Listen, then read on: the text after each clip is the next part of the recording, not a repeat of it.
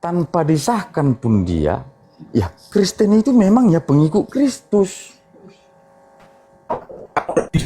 Paham?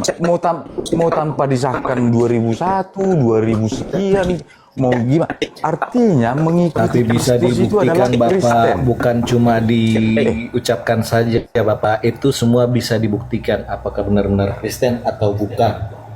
Bukan cuma congor-congor doang. Begitu Bapak. Ya, ini sudah menyangkut ke ini, sudah menyangkut ke kelakuan. Nah, Pak, yang mengaku paling Kristen, paling Kristen itu baru nomenklatur jadi Kristen itu di tahun 2001. Kita baca ya Pak ya. Pada keputusan Menteri Agama nomor 1 tahun 2001 ini terjadi perubahan nomenklatur dan struktur organisasi Direktorat Jenderal Bimbingan Masyarakat Kristen. Perubahan nomenklatur yang sebelumnya Direktorat Jenderal Bimbingan Masyarakat Protestan menjadi Direktorat Jenderal Bimbingan Masyarakat Kristen. Oh, ternyata Protestan jadi Kristen itu tahun 2001, Pak. Tadinya Protestan, Pak, bukan Kristen. Protes ke sini, Pak, kalau Bapak keberatan. Ngapain saya protes itu? Saya adalah Kristen. Nah, berarti tadi Bapak ngaku-ngaku sebagai yang paling Kristen itu gimana itu, Pak? Paling Kristen kok 2001 jadi Kristennya? Gini, makanya saya tanya kau tadi. Kau paham nggak definisi Kristen? Ini baru jadi Kristen Protestan 2001, Pak. Gimana kau ini? Loh, ini peraturan Menteri Agama loh, Pak. Pada saat bahasanya Protestan pun itu di Kementerian Agama itu, ya, Protestan itu mengikuti siapa? Jadi pengikut Yesus itu, tadi Kristen artinya pengikut Yesus ya. Lalu Kristus. Protestan artinya pengikut siapa? Protestan artinya pengikut tukang protes, Bukan. ya kan? Yang diprotes itu adalah jelaskan. Pengikut sistem siapa? agamamu.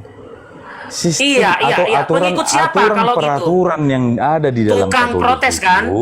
Itu yang diprotes. Protestan itu pengikut siapa? Itu yang saya tanya. Jangan kemana-mana. Jangan kemana-mana. Protestan artinya pengikut apa? Pengikut Kristus. Tadi Kristen yang pengikut Kristus. Protestan pengikut apa? Macam mana ya kau ini? Loh, gimana sih? Budak Luther. Ikut Calvin, Luther dan kawan-kawan. Dan kawan-kawan. Harusnya begitu jawabannya. Pengikut Luther, Calvin, Zwingli dan kawan-kawan. Udah ya kan? Sebetulnya udah saya sanksikan kekatolikan kalian ini. Iya. Mau membuat framing. Coba, mau membuat framing. Sudah terpojok, mau membuat framing. Mau buat framing. Enggak, karena Protestan itu kekatolikan bro. ini, ya, Protestan seperti, itu pengikut misalnya, tukang protes. Bang Ye, saya mau bertanya. Misalnya gini. Saya mau bertanya. Karena saya termasuk dulu kelompok monitoring biarawan-biarawati. Iya. Ngaku-ngaku. Coba monitoring dulu. Biarawati di mana, bro? Nggak perlu monitoring saya, biarawati di mana? Nggak perlu saya ungkapkan itu. Ngaku-ngaku lagi. Karena apa? Di mana? Sebut aja. Keuskupan mana, daerah mana? Coba. Kau kira kita tidak tahu ngaku-ngaku? Karena ini ada pastor di sini, jangan ngaku-ngaku. Justru karena ada pastor itu makanya saya lihat ini ada pastor. Coba sampaikan di mana? Kau monitoring. Mana ada monitoring? Protestan menyimpang. Sejak kapan ada monitoring? Ini bodoh banget. Ini apa ini? Temanya ini. Coba dijawab dulu. Dijawab dulu. Kau monitoring di mana? Pak Manggia, izin Pak Mendetex di sini bukan untuk serang pribadi itu minem. Kami di sini menghargai Anda secara pribadi ya. Kita di sini fokus ke pengajaran dan terbukti bahwa HKBP menyimpang Alkitab. Kita di sini tidak sedang membicara pribadi Anda. Gitu. Kalau Anda sudah tidak bisa membuktikan dan Anda sudah jujur mengatakan memang Protestan menyimpang Alkitab, ya jujur saja gitu. Kami lebih menghargai kepada orang jujur. Gitu. Jangan malah Anda menutupi penyimpangan Protestan ini, kamu tutup dengan apa? Etominem. Ini room edukasi ya. kami semua di sini ya tidak pernah tadi satu kata pun untuk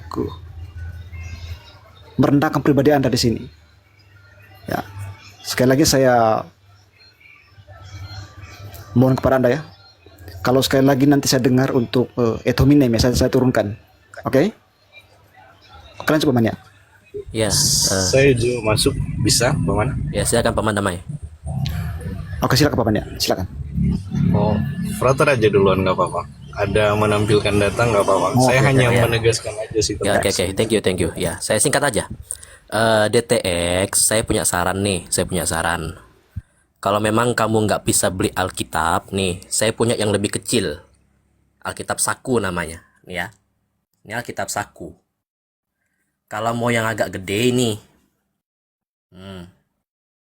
ya, ini diwajib dibawa ketika hari Minggu. Ini, ya, Kidung Jemaat KJ, lagu-lagu KJ itu dipakai HKBP beberapa. Dan ini saya selalu bawa di mana-mana nih saku ini.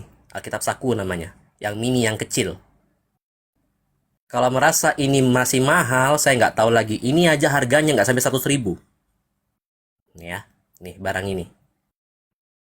Ya, jangan hanya berdasarkan online. Ini barang fisiknya ada kalau bisa. Ya, beli. Murah kok ini, nggak sampai 100.000 ini kalau yang kecil segini.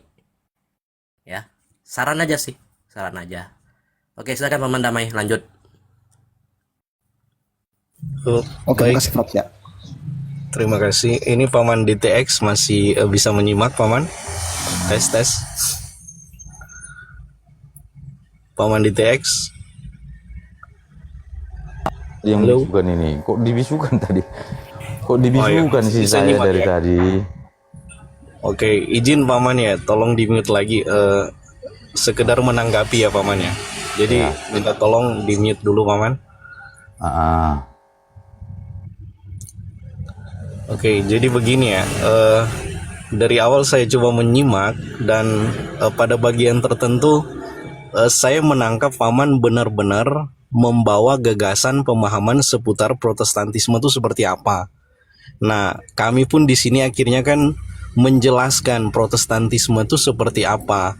Nah, bahasan kita ini kan ada dibantu dengan tema kan. Bagaimana ada penyimpangan di dalam pemahaman gagasan dalam Protestantisme. Konkretnya tadi udah ditunjukkan oleh Paman Gea kan. Paman juga saya setuju, bukan setuju ya, mengapresiasi begitu. Paman bahkan mengatakan tidak menemukan praktek bagaimana di gereja Paman itu mewujudkan ya, menunjukkan bahwa terhadap Bunda Maria ada dalam pengajaran kah, dalam praktikal kah, memuji Bunda Maria, menghargai, menghormati begitu. Tetapi di bagian akhir, sorry, saya akhirnya harus jujur juga kan dalam rangka perbaikan ya Paman ya. Paman akhirnya agak mundur dalam soal ke personal. Makanya tadi Paman host menegaskan kembali, jangan bawa pribadi yang kita aduh di sini, kita semacam tampilkan uji ya Protestantisme dengan segenap kekeliruannya gitu loh. Salah satunya ya judul ini soal Alkitab. Nanti kita akan ada lagi yang lain, tapi sementara kita fokus dulu di Alkitab Paman. Gitu loh. Dipahami ini Paman? Paman DTX? Halo? Halo? Ya, Dipahami ya Paman ya?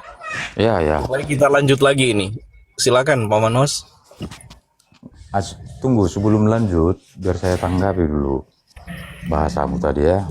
Oke, silakan. Dengan tidak memuji dan memuliakan Maria di acara gereja HKBP lah. Saya tidak bilang acara Paman tadi ya, dalam pengajaran dan dalam praktik loh ya. Dan dalam prakteknya pun, dan dalam kehidupan sehari-hari pun, dan dalam di rumah masing-masing kami ini. Ya, dengan tidak memuji dan memuliakan, menunjukkan memuji dan memuliakan Maria itu, apakah mampu kau menuduh kami itu bahwa kami itu mendiskreditkan Maria? Baik, Seolah-olah kan saya udah statement nangkap, kalian Paman. ini kan seolah-olah kan seperti itu tadi. Paman, saya udah nangkep, bisa di-mute kembali. Nggak usah di-mute.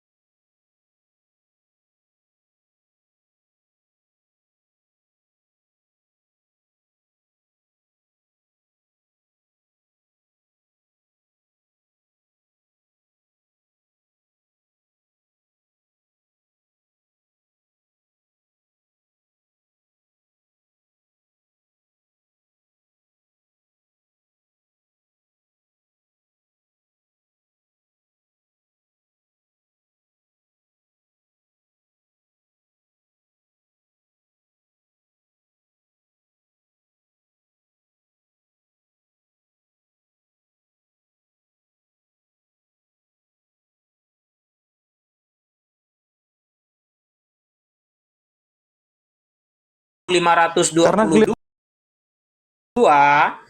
Nah, sekarang ngeyel kan? seperti ini. Setelah dibuka ajaran Luther ya. Oke, Personal Prayer Book Nggak yakin. Martin Luther tahun 1522 dia mengatakan begini, we can use the Hail Mary as a meditation in which we recite what grace God has given her. Ini termasuk Second, penipu. we solve at Setan wish lagi that ini. everyone make new and respect her. Orang ini ya pendiri Protestan Lutheran, tapi dia mengatakan kamu dapat menggunakan doa Salam Maria dalam meditasimu ya, dan juga itu kita mengingat berkat atau rahmat Allah yang diberikan kepadanya. Yang kedua, kita harus menambahkan kepadanya rasa apa ini? Respect? Respect apa? Hormat. Coba ngaku-ngaku Lutheran ternyata tidak sesuai dengan ajaran Luther. Di mana ditemukan ini di Geas? Teman-teman search Personal Prayer Book Martin Luther yang ditulis tahun 1522. Oke? Jadi tadi dia ngaku Lutheran tapi menolak Lukas 1 ayat 48. Itu artinya dia Lutheran setengah tiang. Bukan Lutheran benaran, tapi campuran. Paham? Paham, that's it. Ya, Oke, jadi baik, terima kasih. sekarang aku Katolik, sebentar aku bicara Oke, sebentar. ya. Oke, Romo. Karena Pak DTX ini udah turun sendiri ya. Saya nggak tahu dia keluar dari Komal atau enggak, tapi kita mau tegaskan ya. Tema dari Komal ini adalah Protestan menyimpang Alkitab. Lalu kemudian kita naikkan DTX dan kita tanya setelah dia membaca Yohanes 19 26 27 dan kemudian Frater membaca Lukas 1 ayat 48, kami tanya, apakah kamu menjalankan perintah Alkitab? Ternyata jelas dia tidak menjalankan perintah Alkitab. Artinya apa? Artinya Maria tidak diterima oleh orang Protestan, tidak diterima di dalam rumahnya, tidak diterima dalam ibadahnya. Dalam ibadahnya tidak ada pujian atau tanda hormat kepada Maria. Dan karena itu tema dari Komal ini wajar. Kita bisa melihat bahwa dia menyimpang dari Alkitab karena tidak menjalankan apa yang disebutkan dalam Injil Lukas 1:48 dan Yohanes 19 ayat 26 sampai 27. Kalau ada di antara Protestan yang merasa melakukan Yohanes 19 26 sampai 27 dan Lukas 1 sampai 48, silahkan naik. Kalau tidak, berarti benar sudah bahwa poin pertama soal perintah ini, soal wasiat Tuhan sebelum dia mati ini jelas kaum Protestan sudah menyimpang dari Alkitab. Begitu saja. Ini kesimpulan logis. Semua orang akan bisa melihatnya. Oke, Berarti sudah menjadi jelas ya Romo, baik Romo. Ya, bahwa mungkin Frat. mereka ini bukan. Oh, silakan Papan. Silakan. Jadi sudah menjadi jelas Romo bahwa mereka ini keturunan ular beludak, bukan segala keturunan yang menyebut Bunda Maria berbahagia. Itu jelas tertulis di dalam Alkitab itu. Begitu saja Romo, pendapat saya. Oke, baik. Benar. Nah, aku Katolik di bawah itu ada seorang umat Katolik namanya Katekese Jalanan. Kemarin saya lihat dia masuk komalnya sang penggugat dan mereka melecehkan Katekese Jalanan ini meskipun penjelasannya tentang patung dan penggunaannya dalam liturgi menurut saya sangat bagus, sangat sabar, sangat luar biasa. Tapi di Komal itu dia dipermalukan habis-habisan dan dengan jelas-jelas mereka menegaskan orang Katolik menyembah patung. Hanya itu aja yang mereka mau katakan. Mereka tidak mau mendengar penjelasan sedikit pun. Sama juga seperti DTX ini.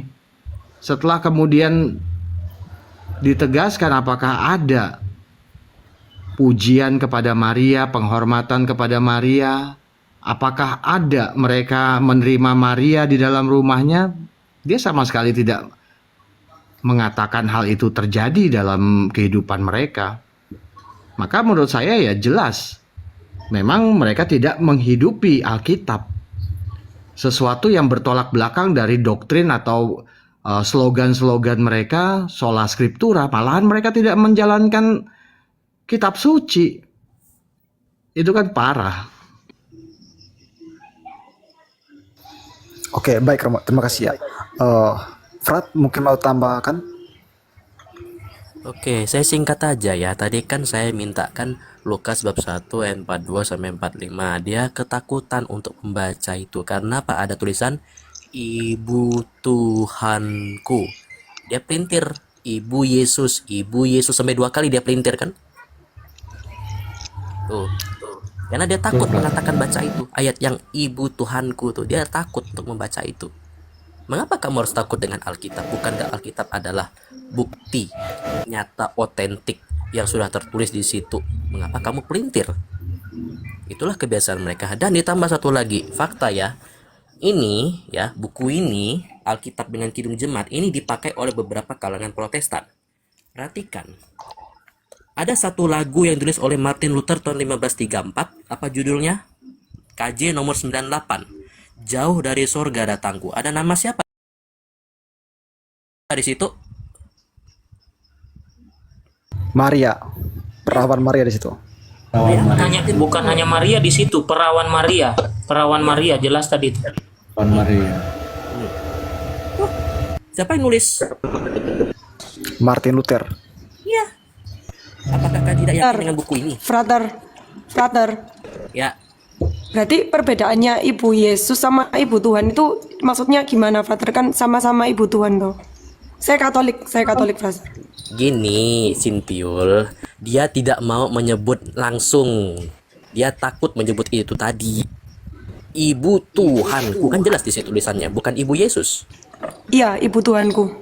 Saya tambahkan ya, Sintiul. Waktu itu Yesus belum lahir. Tapi Elizabeth mengatakan dengan jelas, Ibu Tuhanku. Tuhannya Elizabeth siapa? Kalau Yesus belum Iya, lahir. pada saat itu pastor tadi menjelaskan Yahweh ya. Iya. Dan itu menjadi salah satu dasar dogma Maria Bunda Allah. Iya, jujur saya baru tadi lihat agak kaget sih, pastor. Nggak pernah ngeh sama ayatnya itu. Ternyata ada kata kuncinya itu. Oke, baik ya. Oke, selamat malam ya Kak Sintul ya. Oke, Pak Bina siapa namanya? Pak Bina Gia, Pak.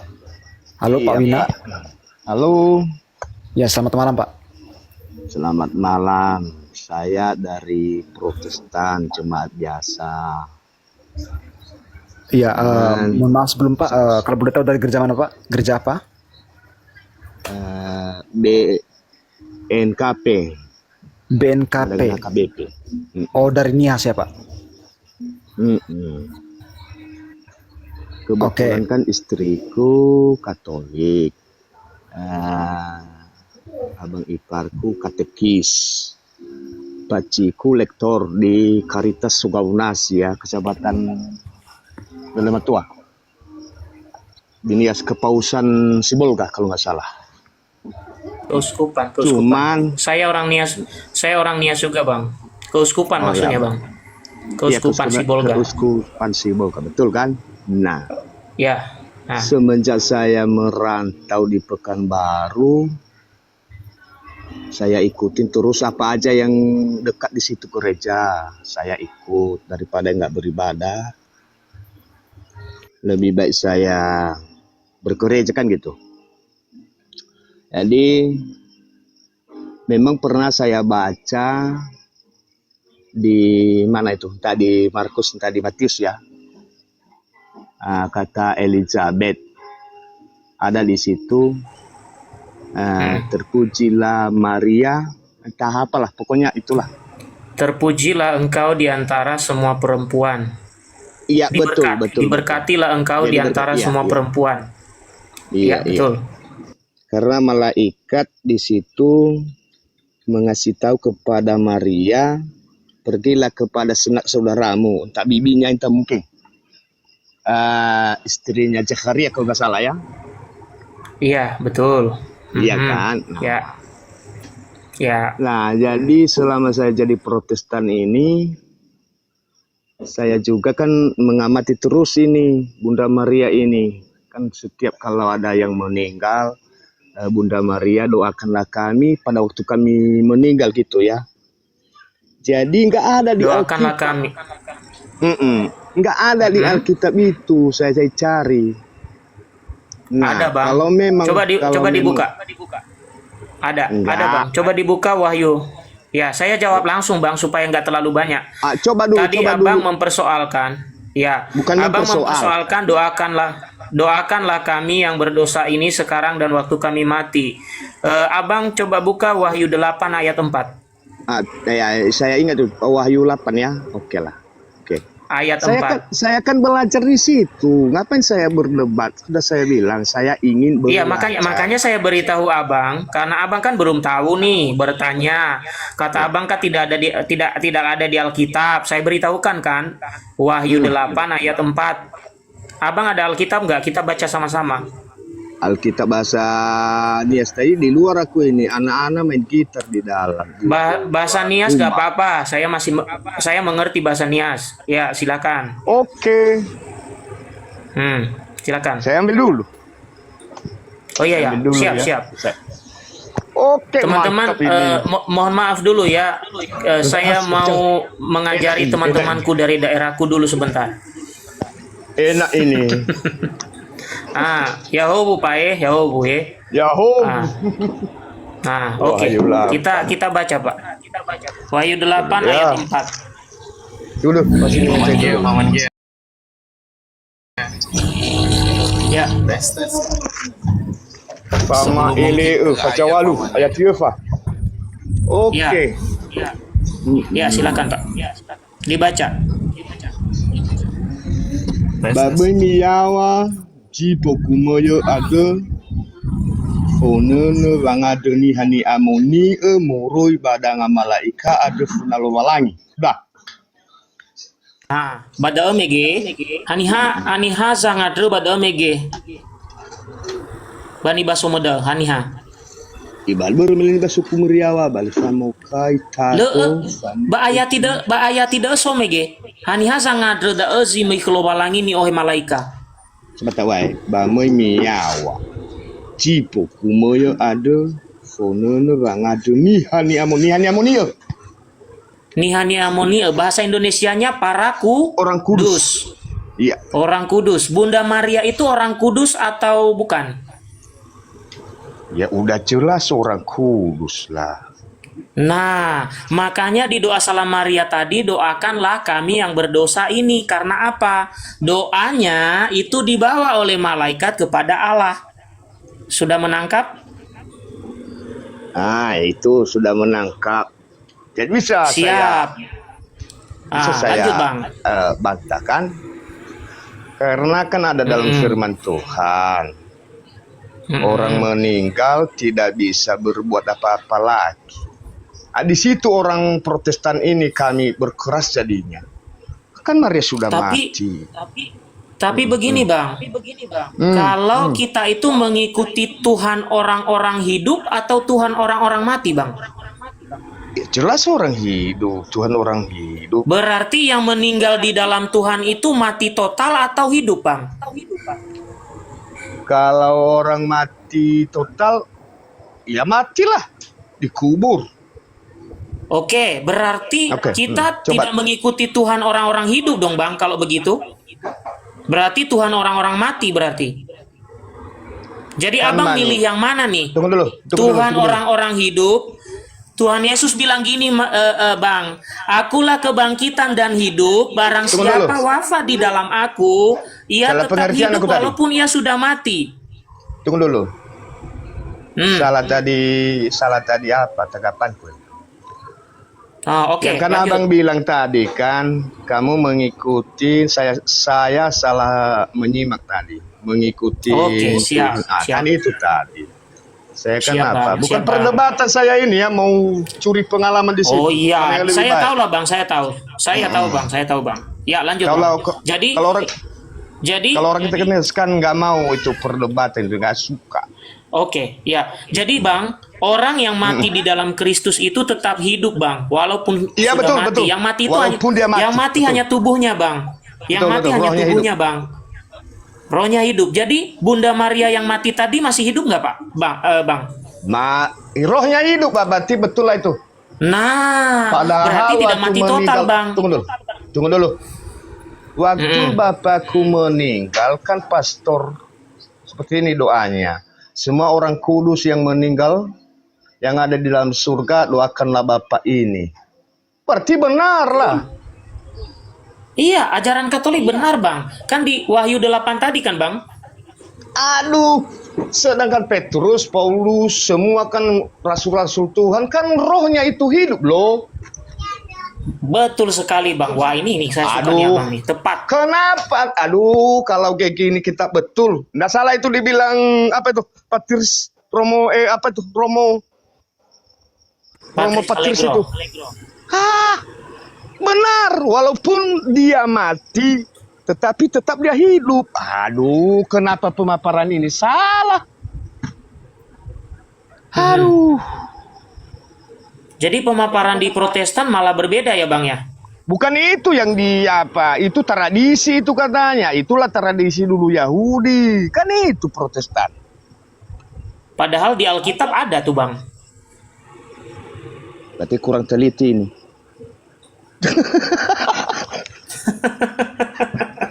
Ya, Berarti mungkin Bapak ya, Pendeta izin Pak Manggi. Jujur aja. Ya izin. Jujur Ya, aja. mungkin Pak Bina, mungkin di Protestan ya, copot bahayu itu hanya pakai untuk bikin nubuat ya. Hanya pakai Ya. untuk ramal-ramalan. Ya biasanya kalau copot bahayu itu biasanya. Saya ya, maaf, saya kan Protestan. Tidak mau saya itu melupakan salib itu. Sedangkan saya salib, kalau saya berangkat aja, wajib ku tandai tubuhku loh. Karena itu tanda kemenangan bagiku. Shalom. bagus Bang. Bagus Shalom. Bang, bagus. Ya, kata Martin Luther, Bang, kalau Abang Protestan BNKP itu adalah Lutheran. Di dalam katekismus kecil Martin Luther, dia mengatakan begini, Bang. Kalau kita keluar rumah, kita pulang ke rumah, kita berbaring atau tidur, hendaklah kita menandai diri kita dengan tanda salib. Salib. Itu pendiri Protestan yang bilang, Bang. Kenapa nggak dipaparkan? Salve. Saya kurang tahu, Bapak Pendeta di kampung kita ini masih belum terbuka matanya soal dokumen-dokumen itu. Saya mantan BNKP, Bang. 2009 saya jadi Katolik. Itu aja, saya jujur. Silakan host. Salve, host, salve semuanya Bapak Ibu. Ya salve.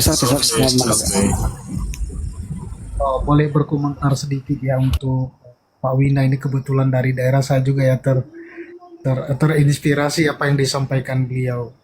Ya Pak Wina. Ya Om. Pak Gia, ya saya dari Kepulauan Riau Pak. Salam kenal semua Bapak Ibu. Sedikit saja Pak Wina, saya kebetulan ini juga Katolik ya, tapi Katolik awam. Mendoakan orang mati ya Pak Wina. Jadi Aduh, keluar device itu Bang Leo. Masuk lagi Bang, ketutup HP-nya maksudnya, dibuka lagi titiknya. Oke. Ya. Pak Wina, di Alkitabnya yang dipakai orang Katolik itu kan saudara-saudara kita, kitabnya Deuterokanonika, ya. Nah sementara Alkitab ini fakih-fakih dan selamadakan Alkitab 7 kitab itu kan sudah disingkirkan oleh Pastor Martin Luther ya, mantan pastor. Jadi wajar mana memahami bahwasannya Abang tidak mengerti kalau mendoakan orang mati itu ada dalam Alkitab. Nanti sebagai referensi Bang, tambahan ke Pak G ya. Ini saya juga ikutin juga ini Pak G ini. Salam kenal sebelumnya Pak G ya. Saya juga awam Pak. Salam kenal Bang Leo. Ya. Jadi di 2 Makabe Bang, 2 Makabe pasal 12 38 sampai 45. Jadi landasan mendoakan orang mati, kenapa orang Katolik mendoakan orang mati ya dari 2 Makabe itu. Nah, teman-teman dari Protestan kan tidak menggunakan Makabe. Jadi jangan salahkan orang Katolik kalau menggunakan Makabe, mendoakan orang meninggal, karena di 2 Makabe jelas. Itu Bang, ini ya penjelasan sedikit ya, penjelasan. Kemudian terkait dengan pengurangan 7 kitab suci itu, ya itu urusannya Pastor Luther kan, bukan urusan kita kan gitu. Saya rasa menyela aja Pak Gia, mohon maaf nanti mungkin ditambahkan supaya saudara kita dari sini juga mengerti dan memahami. Jujur saja, Izin, paman, tes. ya Iya paman, ya. Oke, silakan. Halo paman Damai. Mungkin Pak Leo tadi terpotong. Jujur saja apa tadi Bang? Saya mau dengar karena dari daerah sana banyak yang belum tahu. Ya. jujur saja Pak Gia, keluarga saya ini dari animisme kepada gereja Katolik, namun saya memahami Katolik Jaringanku ya. baru beberapa tahun ke belakang ini sebab terdengar Pak Damai, terdengar Om Damai, terdengar. Nah, jadi saya dibesarkan dan dilahirkan di lingkungan non Katolik. Jadi saya sejatinya baru belajar beberapa tahun ke belakang ini. Meskipun sejatinya dari animisme kakek-kakek kami itu langsung Katolik, tetapi saya baru memahami setelah saya keluar dari Nias. Jadi ini mungkin juga saya mengikuti Pagia ini, beberapa channelnya yang lain juga saya tetap ikutin, dan ya puji Tuhan menurut saya salah satu apologet Katolik yang lahir dari Nias. Semangat terus Pagia, kabarkan kebenaran. Terima kasih. Terima kasih Bang Leo. Silakan host, saya kembalikan. Oke, baik ya, terima kasih. Ya. Host. Iya Kak. Host. Silakan Kak. Sedikit tanya buat Om Gea.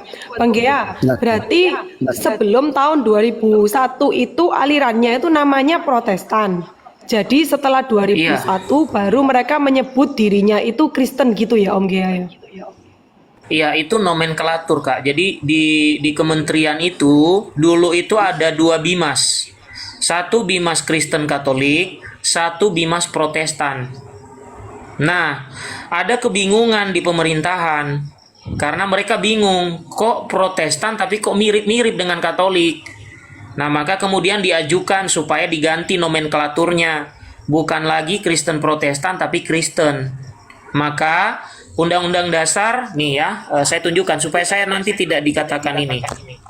Sebentar ya, saya tunjukkan. Jadi, maka di tahun 2001, tolong dibesarkan Paman.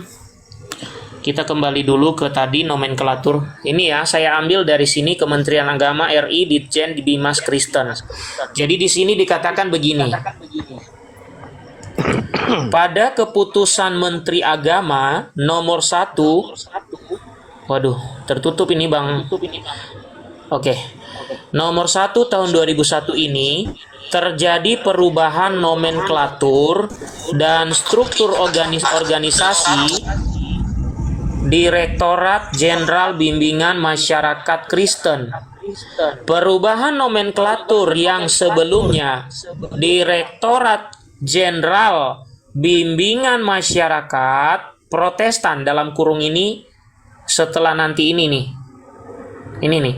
Tadinya adalah Bimbingan Masyarakat Protestan. Lalu diubah menjadi apa? Menjadi Direktorat Jenderal Bimbingan Masyarakat Kristen. Jadi Protestan menggunakan kata Kristen secara resmi di Indonesia itu tahun 2001. Sebelum itu panggilannya Protestan. Gitu Kak. Oke. Jadi sebelumnya itu kalau di KTP tulisannya apa ya Om Gea ya? Katolik Protestan, apa Protestan ya? Oh, Protestan. Oke. Ya, izin ya Ketua, saya tambah sedikit ya, saya lengkapi sedikit ya. Ya, tadi kan Paman Gia sudah sampaikan dengan baik karena sudah buka datanya ya. Ya, jadi gini ya Kak Sintul ya.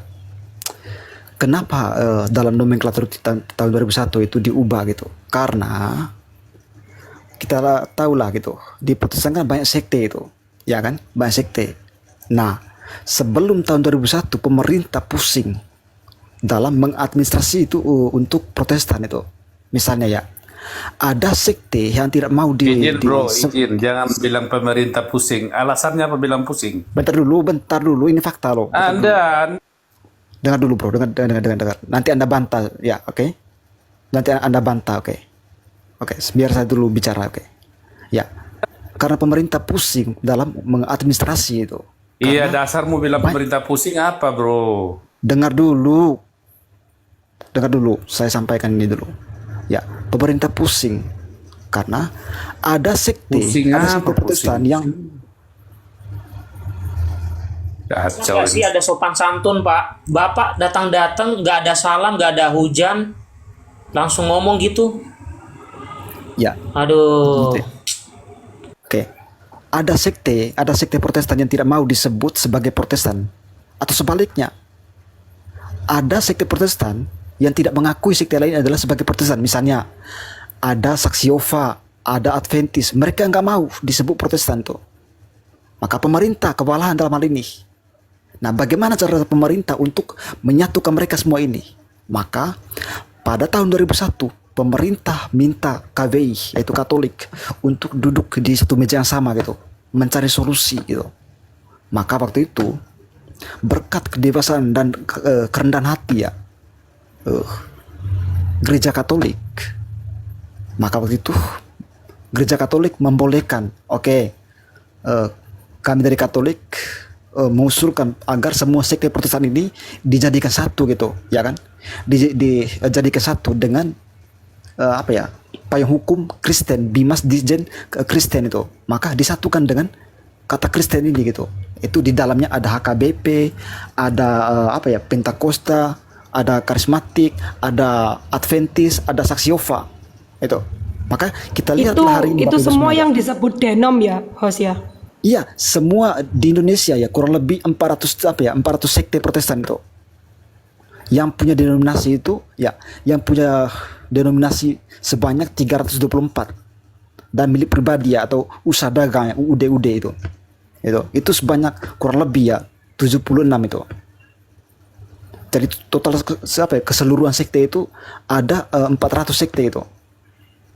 Nah, kita lihat gitu. Dari 400 sekte ini, mereka semua di KTP itu ditulis Kristen. Nah, itu tujuan pemerintah untuk menyatukan itu dengan payung hukum Kristen tadi itu. Begitu Kak. Mungkin Kak Sintu sudah nangkap maksudnya. Iya, paham. Karena teman-teman saya selalu kalau saya bilang Protestan, mereka marah. Kita bukan Protestan ya, kita ini Pentakosta gitu.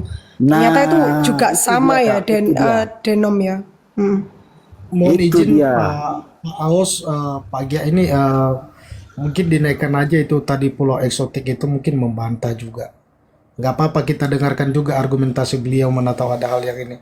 Karena menurut saya apa yang disampaikan tadi nama nomenklatur itu dari Kementerian Agama itu kan sudah jelas ya dari sudah valid ya karena itu dari websitenya pemerintah. Nah mungkin ada argumen kuah berisi dari pulau eksotik lah dinaikkan aja nggak apa-apa. Coba kita dengarkan juga argumentasinya. Makasih. Iya, gini ya Paman ya. Kita di sini terima kok, tapi ya minimal punya etika lah gitu. Iya Paman Damai ya. Halo Paman Damai. Izin, tadi saya mau tanggapi yang sebelum kelewat narasi dari Paman Leo. Sekedar ini ya Paman, kita berbagi ya. Memang ada kalau kita kadang menjelaskan bahwa sumber tadi soal ini ya, soal praktek mendoakan orang yang meninggal kan, arwah orang beriman yang sudah meninggal. Kalau kitab suci itu ada dua ya, ada makna eksplisit lalu ada makna implisit. Memang kalau mau cari makna eksplisitnya itu literally di dalam Makabe tadi Paman, betul ya. Tapi kalau implisitnya itu dalam perjanjian baru dan perjanjian lama juga itu bisa dicari. Cuma memang karena teman-teman kita yang Protestan kadang mereka meminta literally kan, mana gitu. Nah itu literally ada di dua Makabe tadi, betul ya. Itu aja sih tambahan saya Paman. Siap, makasih Pak Damai. Ya. Ya, saya tambahkan di perjanjian baru, ini singkat saja. Ketika Rasul Paulus mendoakan Onesiforus, di situ ada. Dia mengatakan semoga Tuhan memberikan rahmatnya kepada Onesiforus pada harinya. Nanti kalau diberi waktu baru saya jelaskan lebih jauh soal itu. Karena ini juga bukan hanya Katolik yang mengakui Onesiforus didoakan oleh Paulus, ya, tapi juga diakui oleh gereja Lutheran. Saya tunjukkan ya teman-teman supaya meneguhkan ya. Bapak yang turun tadi, Pak, kalau Bapak menyaksikan ini, sebenarnya intisarinya ada di sini nih, Pak. Ya, jadi gini, teman-teman Protestan itu seolah-olah kalau mendoakan arwah itu hanya ada di kitab Makabe. Padahal tidak. Ada di dalam 2 Timotius 1, saya pelan-pelan ya, 2 Timotius 1 ayat 16 sampai 18. Oke, Paman host bisa baca nggak ya? Nanti saya tunjukkan penjelasannya dari setiap gereja. Ada gereja Lutheran, gereja Anglikan, kemudian Reformit. Ada. Paman bisa baca? 2 Timotius 1 ayat 16 sampai 18. Paman Katolik Apostolik bisa bantu? Mohon maaf ketua. Paman Katolik. Timotius berapa? Oke, ya, makasih. 2 Timotius 1 ayat 16 sampai 18. 2 Timotius 1 ayat 16 sampai 18. Oke. Tuhan kiranya mengaruniakan rahmat-Nya kepada keluarga Onesiforus yang telah berulang-ulang menyegarkan hatiku. Ia tidak malu menjumpai aku di dalam penjara. Ketika di Roma, ia berusaha mencari aku dan sudah juga menemui aku. Kiranya Tuhan menunjukkan rahmat-Nya kepadanya pada harinya. Betapa banyaknya pelayanan yang ia lakukan di Efesus, engkau lebih mengetahuinya daripadaku. Terima kasih Paman. Penjelasannya berikut ini. Jadi, menurut gereja Katolik, menurut ahli Lutheran, ahli Reformit, dan juga ada beberapa ahli lain, nanti saya tunjukkan, bahwa di dalam 2 Timotius 1 ayat 16 sampai 18 ini, ucapan Rasul Paulus di ayat 16 sampai 18 itu dia pisahkan antara dia menyapa keluarga Onesiforus dan memberikan doa harapan kepada Onesiforus pada hari Tuhan. Oke, kita lihat pendapat dari beberapa ahli. Oke. Dalam beberapa diskusi, ada perbedaan pendapat tentang Onesiforus dalam surat kedua Rasul Paulus kepada Timotius. Pembahasan tentang Onesiforus biasanya berkaitan dengan iman Katolik yang mendoakan arwah yang telah meninggal dunia. Gereja Katolik meyakini Onesiforus telah meninggal dunia ketika Paulus mengirim surat kepada Timotius. Bahkan beberapa ahli kitab suci seperti A.T. Robertson, dia adalah Kristen Baptis, ya, Kristen Baptis ini. Bagel, dia adalah Lutheran. Alford, dia adalah Anglikan, meyakini bahwa Onesiforus di dalam 2 Timotius 1 ayat 16 sampai 18 telah meninggal dunia. Dibuktikan dengan apa? Jadi di sini ada Lutheran, Anglikan, dan juga Baptis. Ada ahlinya, namanya saya sebut ulang ya. Teman-teman boleh search di Google siapa namanya. A.T. Robertson, dia dari Kristen Baptis, dia ahli teologi. Bagel, dia teolog Lutheran. Alford, dia Anglikan. Dan mereka, ya ahli Protestan ini mengatakan bahwa Rasul Paulus di sini mereka mendoakan Onesiforus yang telah meninggal. Dibuktikan dengan cara apa? Mari kita lihat tadi bunyi ayat yang dibaca. Saya pelan-pelan. Tuhan kiranya mengaruniakan rahmat-Nya kepada keluarga Onesiforus yang telah berulang-ulang menyegarkan hatiku. Oke ya, perhatikan di kalimat pertama ini yang disapa adalah keluarga Onesiforus. Yang kedua, ia di sini merujuk kepada Onesiforus. Ia tidak malu menjumpai aku di dalam penjara ketika di Roma. Oke, ia berusaha mencari aku dan sudah juga menemui aku. Bagian kedua, dia menceritakan bagaimana Onesiforus menjumpai Paulus di dalam penjara di Roma. Dilanjutkan, kiranya Tuhan menunjukkan rahmat-Nya kepadanya pada harinya. Hari Tuhan itu kapan, teman-teman? Pada saat kedatangan Yesus kedua kalinya. Kiranya Tuhan menunjukkan rahmat-Nya kepadanya pada harinya. Dia bedakan dengan sapaan kepada keluarga tadi. Betapa banyaknya pelayanan yang dia tidak menyapa keluarga tapi Onesiforus. Betapa banyaknya pelayanan yang ia lakukan di Efesus, engkau lebih mengetahuinya daripadaku. Oke, Rasul Paulus bilang kepada Timotius, kamu lebih tahu daripada aku betapa banyak pelayanan Onesiforus itu. Oke ya.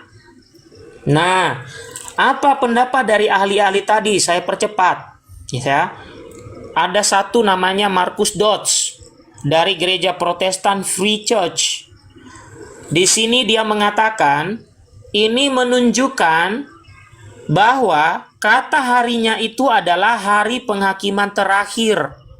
Maka ucapan Rasul Paulus di situ adalah mendoakan arwah Onesiforus supaya memperoleh rahmat dari Tuhan pada harinya.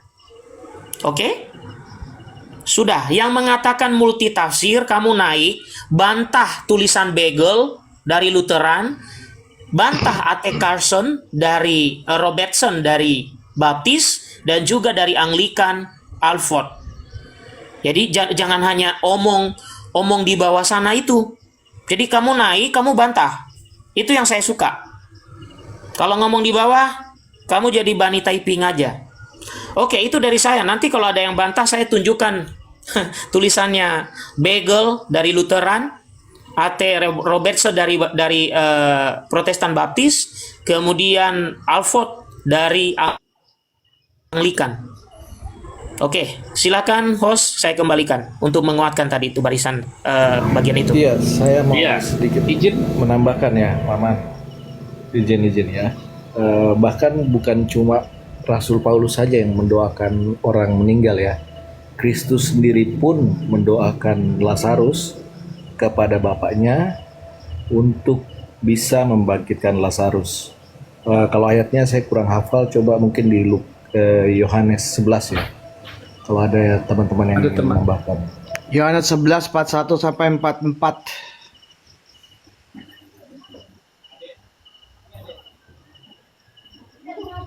Itu Kristus sendiri mendoakan loh. Bukan cuma rasul saja, tapi Kristus sendiri memberi teladan untuk mendoakan arwah orang meninggal kepada kita. Jadi kira-kira seperti itu. Oke, baik, terima kasih ya. Paman Pulau Eksotis. Halo? Paman Pulau Eksotik? Iya. Gimana? Ya. Oke, baik. Paman dari mana? Dari Katolik, Protestan atau non-Kristiani? Saya Kristen saya. Kristen apa? Ya saya Kristen lah, aku tanya Kristen apa? Ya, Kristen gereja kan apa? hanya bilang Kristen. Iya, gereja apa? Gereja saya di GBI saya. Apa? Di GBI. GBI, oke, baik. Oke. Ini tema kita pada malam hari ini, Protestan menyimpang kitab. Ya. Saya komentari dulu ya terkait dengan Onesiforus, boleh ya? Silakan. Ya, yang tadi disampaikan terkait dengan Onesiforus itu kan banyak orang Kristen, banyak Kristen Protestan maupun Katolik yang masih memperdebatkan apakah si Onesiforus itu masih hidup atau sudah mati gitu ya. Jadi itu datanya di mana perdebatannya Pak? Silakan tunjukkan. Iya, enggak bisa saya ungkapkan di sini. Yang kami sampaikan itu kan hanya satu Tidak ada perdebatan Bapak. Boleh saya omong dulu? Enggak. Bapak kalau bilang ada perdebatan, beritahukan saya. Saya akademisi Pak. Makanya saya tanya Bapak, tunjukkan datanya di mana perdebatannya. Coba. Ada jurnalnya kah? Iya, Bapak baca sendirilah, banyak itu. Iya, jurnalnya di mana? Bahwa itu dikatakan ada perdebatan. Silakan. Saya enggak ingat, tapi saya udah baca. Bapak jangan Saya asal ingat. ngomong. Jangan Orang asal muda Katolik ngomong. itu pendeta Gimana sih, Protestan, Bapak? Pak. Biarkan saya Orang ngomong muda dulu Katolik itu lah. pendeta Protestan, Pak. Sebentar.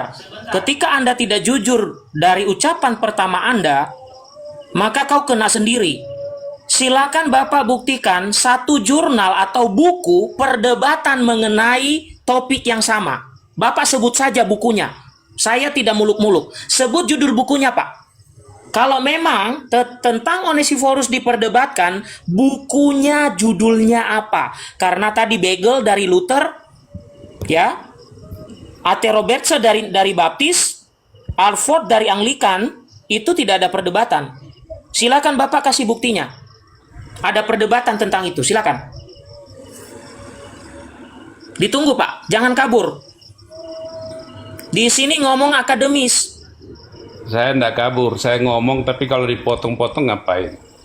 Iya, Bapak bilang ada perdebatan di mana kan? saya bisa Ini di kampus menemukan. atau di universitas mana nih? Atau kita Di diskusi mana publik? saya bisa menemukan perdebatannya, Bapak? Iya, ini diskusi Judul bukunya apa? Diskusi ilmiah Iya, di ini kampus atau diskusi di untuk TikTok mengedukasi. Ini di Ini TikTok untuk atau mengedukasi. Kami Coba, tidak peduli mana saudara datanya? dosen atau bukan. Itu kita diskusi di TikTok. Argumen Bapak bawa Anda data, Pak. mengatakan Loh, iya makanya saya Anda tidak mengatakan mempersiapkan masih diri diperdebatkan. untuk diskusi di sini Jurnalnya karena apa, saya Pak? lewat, saya pas ikuti saya masuk. Masa saya Iya, disuruh kasih bukti, persiapkan Pak. berbulan-bulan? Saya ikuti Bapak, oke, diperdebatkan. Datanya di mana, Pak? Bahwa teolog-teolog memperdebatkannya. Tertulis di Banyak mana? itu saudara, saudara kan dosen. Iya, Pak, banyak. itu. Sebutkan satu. Ya satu. ini kan bukan Anda di kampus, mengatakan saya bukan banyak. mahasiswa saudara. Anda mengatakan banyak. Nah, saya kan bukan Satu saja mahasiswa nggak bisa saudara, buktikan. ngapain saya persiapkan diri Anda untuk bahas mengatakan, Pak, Anda mengatakan banyak. Ya, Anda Kasih saya satu, Pak. berasumsi, Pak. ini? Ya carilah sendiri, ngapain saya ngasih Iya, saudara. berikan saya satu, Pak. Loh, berucap mulut itu Saudara, dibuktikan. ini saya tidak mempersiapkan diri untuk ikut Buktikan, diskusi buktikan, ini. buktikan. Kebetulan Pak, saya yang lewat di TikTok. Dibuktikan. Ya, Pastikan berarti harus membuktikan. Dibuktikan, dong, Pak. Kalau Sebelum saudara kan narasi, mempersiapkan kau kasih diri, bukti. gitu loh. Iya, kau kasih bukti.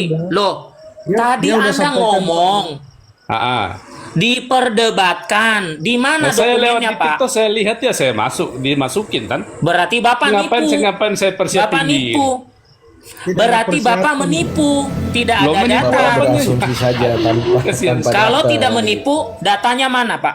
Kalau tidak menipu, datanya mana Saya perdebatan udah teolog bilang, itu? saya hanya lewat di TikTok, saya lihat lewat Iya, dimasukin. teolog siapa yang berdebat? Oke, sekarang Lah, saya Ini saya di skip kampus yang atau tadi itu. diskusi publik di TikTok Saya ini? skip yang tadi, Pak. Ini publik, Pak. Orang menonton, Pak. Iya, bagus Silakan kalau sebutkan menonton. nama. Bernarasi. Kalau menonton tuh Sebentar, Pak. Bapak harus bisa kasih Sebentar, datanya, Pak. Pak. Bapak, saya lewatkan buku yang saya tanya. Sekarang sebutkan pakar siapa, nama pakarnya yang memperdebatkan, Pak. Nama pakarnya dari Lutheran, dari Reformit. Dua saja saya minta. Pakar dari Lutheran yang memperdebatkan Onesiphorus dan juga dari Calvinis. Nama mereka siapa? Di googling dia. Ya, izin Pak. Gini Pak, inilah bukti bahwa kualitas Komal kami Katolik. Komal Katolik bukan hanya framing sana sini, tapi kami menyampaikan sesuatu berdasarkan data. Tadi paman orang muda Katolik ya, dia membuka data loh. Itu menampilkan data, bukan cuma baca baru tutup kamera, tapi ditampilkan. Nah, Bapak ngomong sesuatu, ya kan? Ngomong sesuatu baru tipu-tipu lagi. Oke, Gitu. ada yang menanyakan tentang umur saya. Mungkin kamu muridku kalau kamu di bangku kuliah. Jangan tanya umur saya. Oke? Justru saya mau kalau diskusi itu datanya ada. Datanya ada. Tadi saya tunjukkan. Saya bela Ya, Pak Bagel. Pak orang muda, dia agak ada persiapan. Itu kuncinya. Iya, nggak apa-apa bang. Gini persoalannya. Ketika masuk ke sini, kau sebagai Protestan kan sudah ada ilmu di kepalamu, ya kan? Oke. Tadi saya tunjukkan, ya, bahwa Bagel seorang teolog Lutheran menyetujui Onesiphorus itu didoakan oleh Rasul Paulus.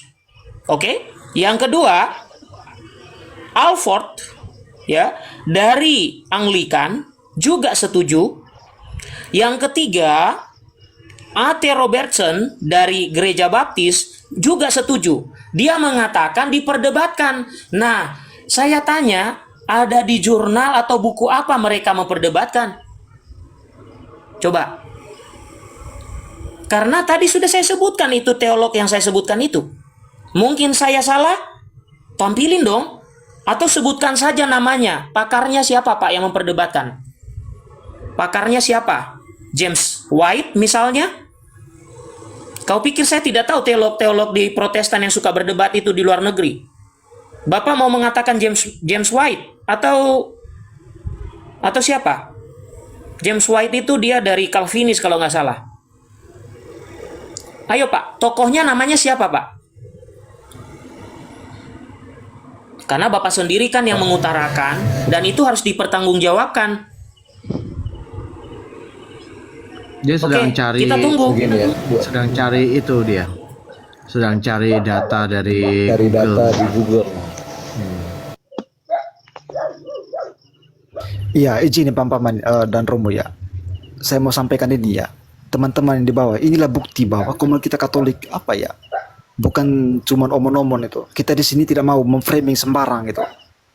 Dan kita bikin tema pun ya bisa dipertanggungjawabkan itu, bisa dibuktikan. Itu. Inilah kualitas gitu. Gitu. Dan tentunya kita juga kalau ada saudara Protestan yang mau naik, pribadinya kita hargai itu. Gitu. Tapi gagasan ya. Gitu. Dan ajaran itu kita apa? Kita harus sikat itu. Dan Paman Pulau ya. Dia menyampaikan sesuatu itu yang hoax gitu. Tapi sosokan lagi menyalahkan kita yang di sini tampilkan data gitu, ya kan, Pak? Di sini di komunitas kami Katolik Pak, anti yang namanya mimpi Pak. Cukup Ellen G. White saja ya, yang mimpi jadi ramalan, jadi nubuatan. Cukup itu saja gitu. Palsu. Iya palsu, sampai nubuatan dan ramalan pun gagal, gitu. Ya. Bicara data ya, bantah dengan data juga gitu. Jangan cuma dengan apa ya, oh kamu ini kan di Google cari sendiri loh. Kamu harus bisa pertanggungjawabkan omonganmu gitu. Oke Paman, saya buktikan tokoh-tokoh tadi bahwa mereka ada. Sebentar, saya buktikan. Jadi saya ngomong seperti tadi saya sudah minta ke dia, tolong sebutkan tokoh itu. Tolong dibesarkan Paman. Ini tokoh dari yang saya sebutkan tadi namanya A.T. Robertson. Ini. Dia dari Gereja Baptis. Ini. Dia yang setuju Onesiphorus didoakan oleh Rasul Paulus. Manusianya ada nih. Oke. Nanti Bapak sebutkan ke saya tokohnya siapa. Oke ya. Sekarang kita cari tokoh yang dari Lutheran. Oke ya. Jadi kita jujur saja, nggak usah di bawah itu mengatakan begini, oke? Kita buka teolog Lutheran namanya Begel depannya ya, belakangnya itu kalau tidak salah ada nama nama Lutherannya ya, oke. Kita namanya tadi siapa? Sebentar. Saya tunjukkan ya teman-teman supaya maksud saya itu ya kalau kamu menyebut diperdebatkan minimal tokohnya siapa. Oke, saya ambil dulu tokoh dari Anglikan namanya Alfred. Oke, Alfred ini adalah dia seorang teolog Anglikan. Oke. Ini ya namanya Henry Alford. Ya, ini. Oke. Sudah jelas ya? Nah, Bapak tadi jangan turun dulu Bapak. Bapak bilang diperdebatkan teolognya namanya siapa yang memperdebatkan itu? Contoh, di saat ini kan orang Protestan memuja-muji yang namanya James White. Ya, James White itu dia pernah berdebat dengan The Reason of Voice. Teman-teman tahu kan The Reason of Voice yang saat ini juga nggak tahu ya, dia lagi ada kasus ya. Oke. Nah, seharusnya Bapak sebutkan yang memperdebatkan itu teolog mana? James White kah? Atau misalnya debater dari Katolika atau Scott Hahn kan misalnya dan lain sebagainya. Cek. Harusnya kan begitu. Ya, silakan host, saya kembalikan. Oke, baik ya. Selamat malam, Paman Joy Padandi. Halo, Paman Joy. Shalom, selamat malam. Ya, Salve, selamat Host, malam. ya, selamat malam. Oke, Malam Paman untuk Joy. semua, host. Ya, ya. Paman Joy dari mana? Dari Ya. Katolik, Protestan atau non-Kristiani? Saya dari Protestan, Bapak. Ya, Protestan dari gereja apa? Ya.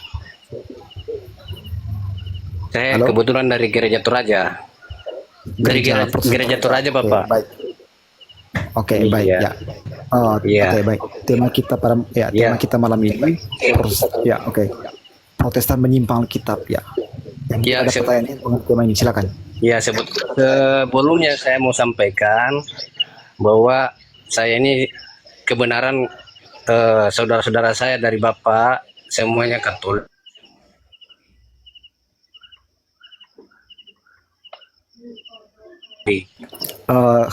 Gini Pak, gini. Di sini ya di sini forum ini untuk diskusi Pak. bukan Semuanya untuk Katolik. curhat. Gini, mau keluarganya di Kemudian mana-mana. hanya Bapak sendiri yang Protestan masuk ke gereja. Ya, terus apa yang mau Anda Nggak sampaikan? apa-apa dulu Paman. Ya, silakan. Nggak apa-apa, dia cerita dulu, nggak masalah. Nanti silakan Romo atau siapa menanggapi, nggak apa-apa. Supaya kita tahu alurnya nih. Nggak apa-apa. Ini kayak sepertinya teman kita ini baik nih. Silakan Paman. Jaringannya kurang bagus mungkin ya. Pak, ini Halo Pak Menjoy, jaringan kurang lancar Paman. kenal saya Putus-putus. gitu loh. Jaringan Paman putus-putus. Ya. Untuk Iya, mohon maaf. oh iya ya, mohon maaf. Ya, putus-putus jaringannya. Diulang mungkin Paman Joy. Kalau gimana suaranya? Suaranya gimana? Udah. Sudah oke. Suaranya oke. Oke, baik, terima kasih. Beta lanjutkan ya, kebetulan saya berdomisili di Ambon jadi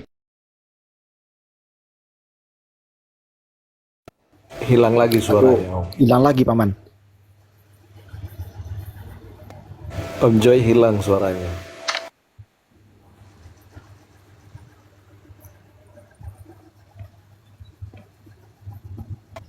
Nah, kita itu lanjutkan sinyalnya kata-kata. kurang bagus ya. Ya, halo. Mohon maaf jaringan Paman masih ini kurang bagus.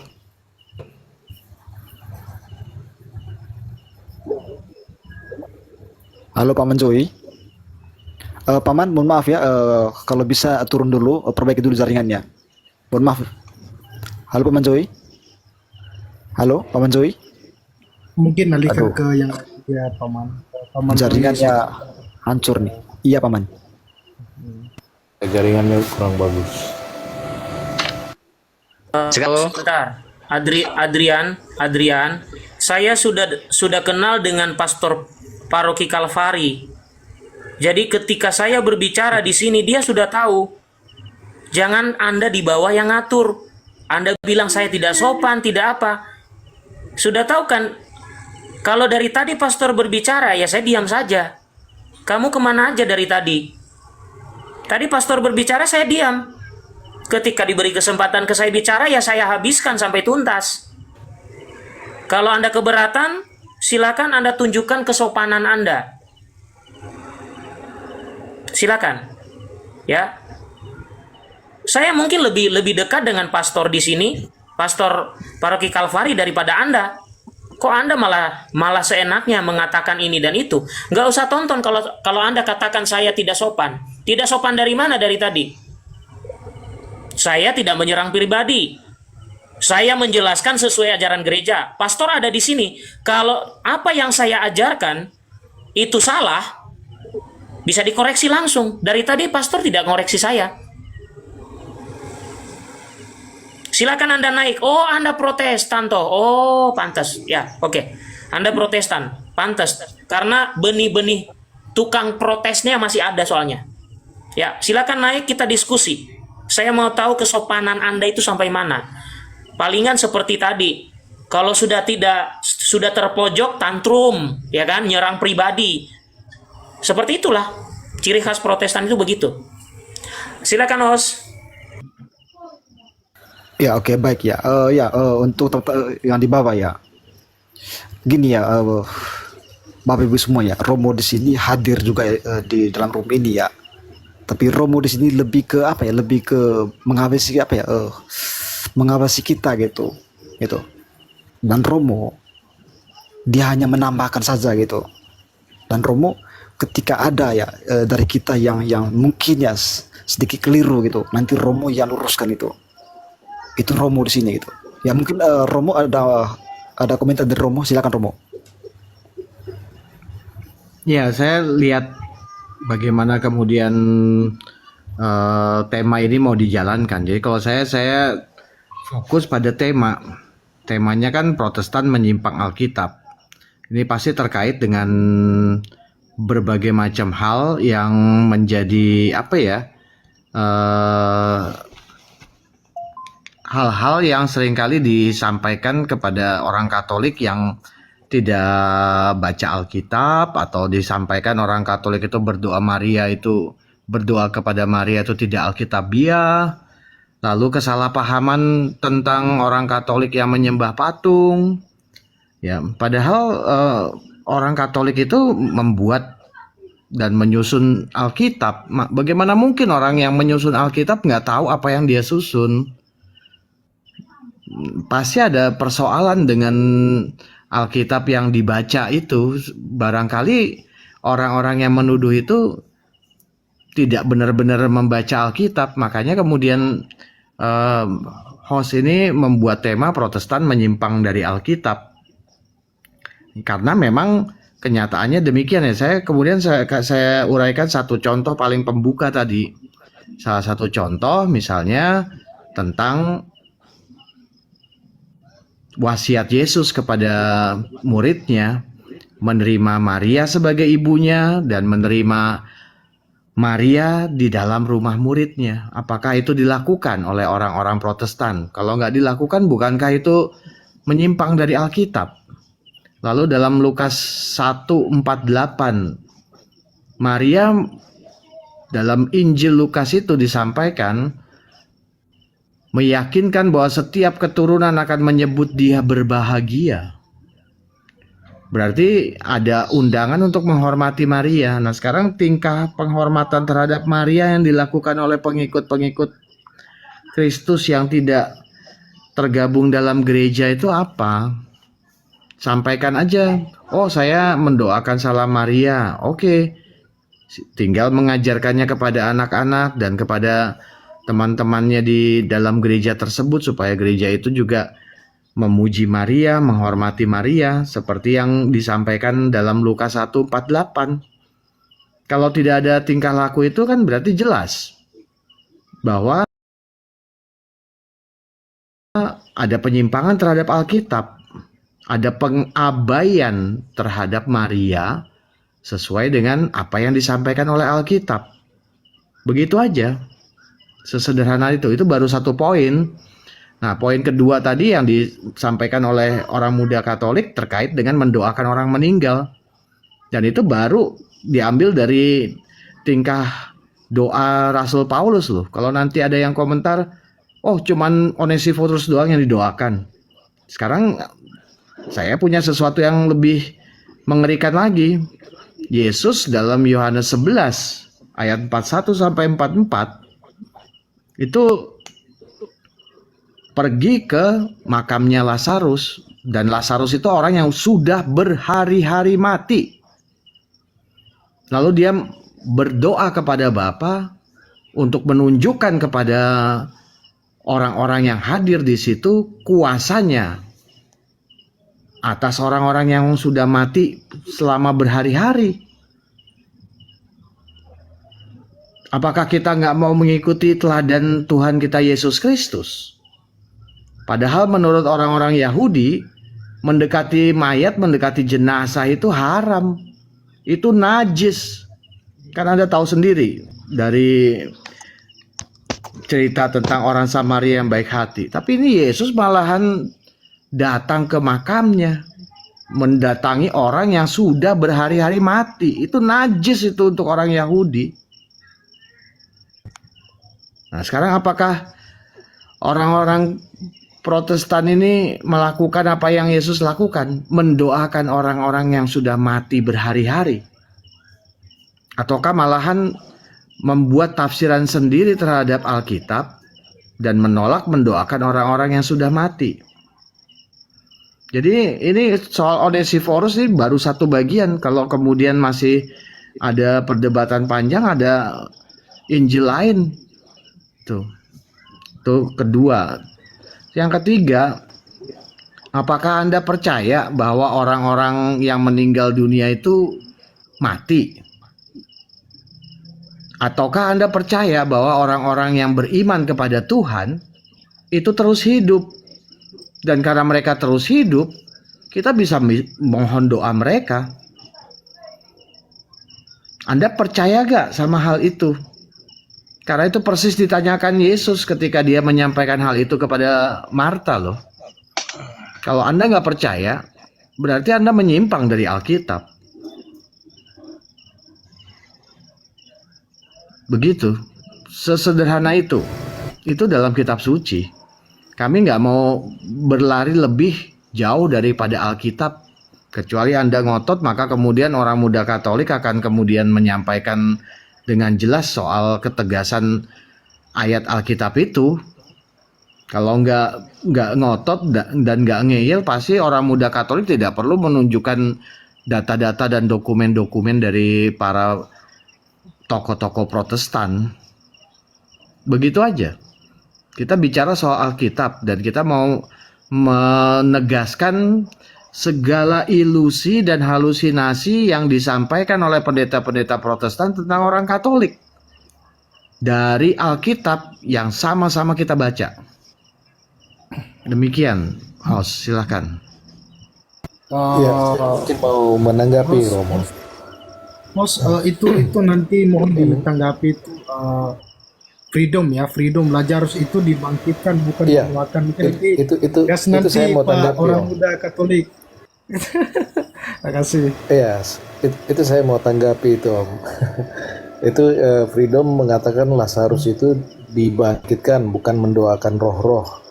Nah, di situ dikatakan bahwa Kristus menengadahkan kepalanya ke atas kepada Bapaknya itu untuk mendoakan agar arwah Lazarus dapat ia bangkitkan. Ia berdoa kepada siapa? Kepada Bapaknya. Untuk mendoakan siapa? Mendoakan arwah Lazarus agar dapat dibangkitkan. Kira-kira seperti itu. Jadi Freedom kalau boleh naik ke atas ya, biar kita diskusi. Sekian.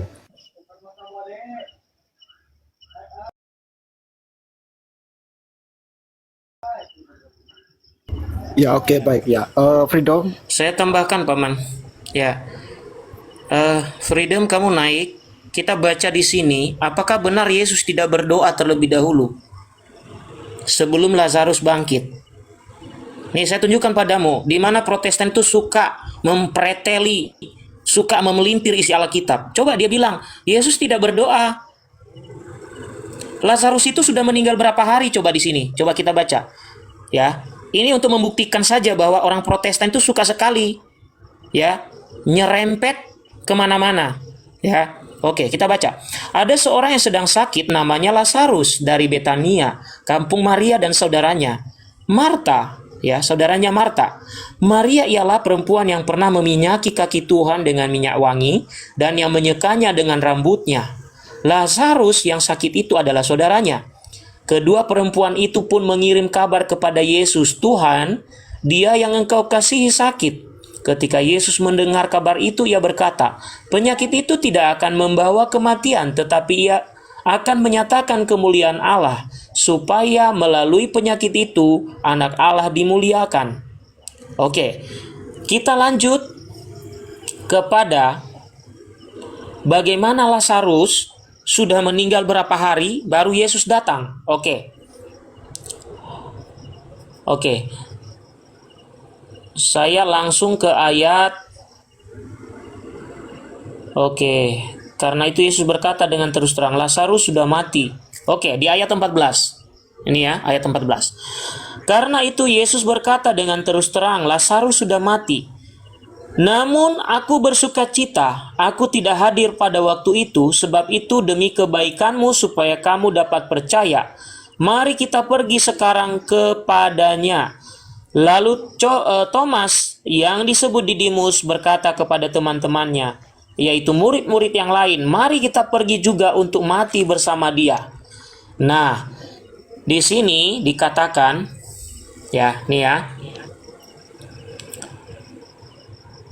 ketika Yesus tiba, ini kalau bagi orang Yahudi 4 hari itu sudah mati. Jadi untuk membuktikan seseorang sudah mati, dalam tradisi Yahudi harus 4 hari. Kalau masih sehari, 2 hari, 3 hari, itu masih hidup. Mari kita baca. Ketika Yesus tiba, didapatinya Lazarus telah 4 hari berbaring di dalam kubur. Artinya apa? Sudah mati.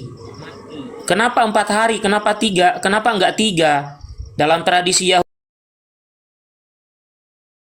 itu masih dianggap sebagai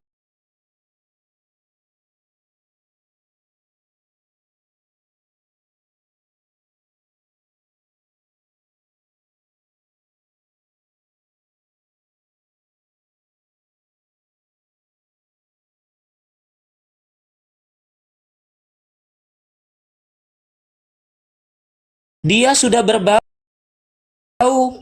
ya. Di ayat 21. Lalu kata Marta kepada Yesus, "Tuhan, sekiranya engkau ada di sini, saudaraku pasti tidak mati.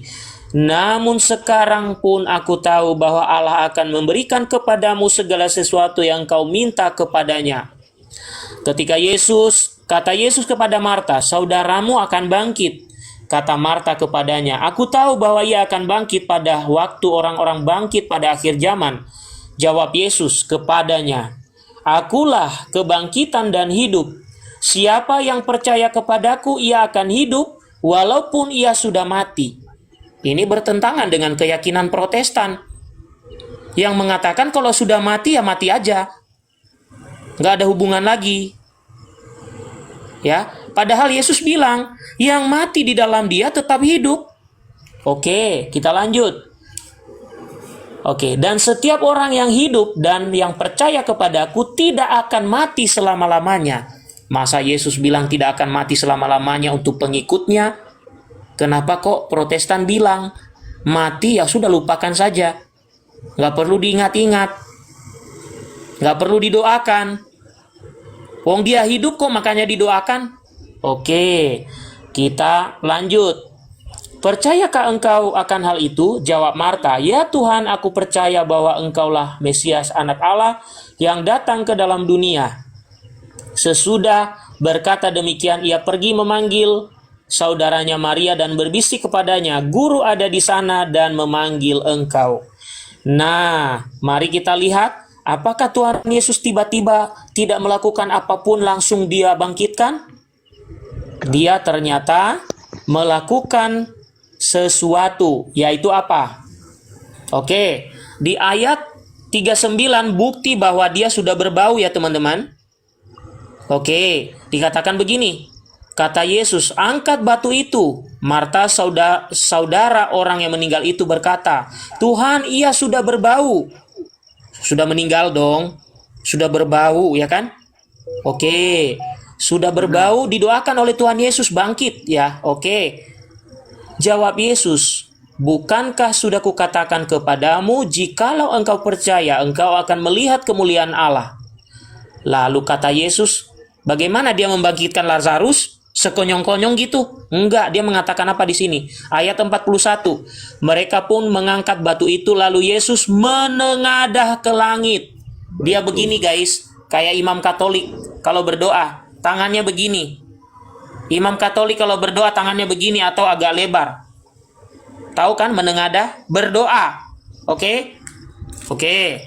Dia berdoa, menengadah ke langit, ke atas dan berkata, Bapa, aku mengucap syukur kepadamu karena engkau telah mendengarkan aku. Aku tahu bahwa engkau selalu mendengarkan aku. Tetapi oleh karena orang banyak yang berdiri di sini mengelilingi aku mengatakannya supaya mereka percaya bahwa engkaulah yang telah mengutus aku. Yesus mendoakan. Kata siapa tidak mendoakan? Dia mendoakan kepada Bapanya. Supaya Bapanya memampukan dia untuk membangkitkan orang itu. Aduh, gimana sih kalian? Kitab suci aja kalian potong-potong, diberi pengertian yang ngawur. Nah, yang Mereka keberatan berpikir naik. begini, Om Gia. Om Gia. Ya. Mereka mungkin mereka berpikirnya mendoakan orang meninggal itu, berdoanya kepada orang meninggal itu, padahal mendoakan kepada Allah untuk orang-orang yang sudah meninggal itu. Mereka pemahamannya agak-agak keliru itu. Salve semuanya ya. Kalau kita melihat Salve, tadi selamat malam, ya tadi udah dijelaskan oleh paman orang muda Katolik dan juga teman-teman yang lain. Nah kalau kita melihat bahwa memang mereka mempunyai mindset yang nggak bisa menjelaskan apa sih makna yang tertulis di dalam, dan juga ya tentang bagaimana bapak-bapak gereja dalam hal ini ya, dia mengatakan tentang bagaimana kita mendoakan mereka yang telah mendahulu kita, bukan artinya bahwa kita berdoa untuk dia dalam hal yang negatif gitu ya. Contohnya Bapak Gereja Tertulian mengatakan yang mengajarkan untuk menyelenggarakan misa kudus untuk mendoakan mereka pada perayaan hari meninggalnya mereka setiap tahunnya. Tertulian de Monogamia 10 de Exorces Santo Cyprian. Kemudian Bapak Gereja yang lain yang mengatakan bagaimana kita melakukan atau mendoakan mereka yang telah mendahulu kita. Santo Cyril dari Yerusalem ya,